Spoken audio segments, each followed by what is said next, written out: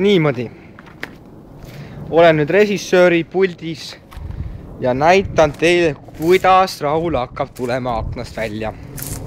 Ja et ta läheb otse duširuumist oma tuppa. Näete, seal vasakul väikses aknas ongi Raul praegu, kus ta peseb ennast. Ja seal paremal on siis tema tuba ja loogiliselt peaks ta siis hüppama oma duširuumi aknast välja ja jooksma oma tuppa, kuna ma panin ukse trossiga lukku, nüüd uksest välja ei saa. Seega on ainuke võimalus tulla aknast.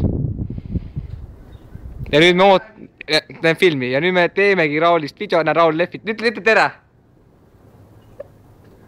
Jah, Raul ei ole õnnelik praegu. Aga ta tuleb varsti siit aknast välja ja seda videoklippi saab näha ka YouTube'is lähiajal, ma arvan. Aga kõigepealt loomulikult, et see üles läheks, peab videoga lõppema ja seetõttu me ootame Rauli minemas välja duširuumi aknast, sisenemas oma tuppa, kus eelnevalt on 2 päeva tagasi olnud ka rott. Ja peale selle ootab teda heal juhul ka patja all riis ja sussi sees riisipakid.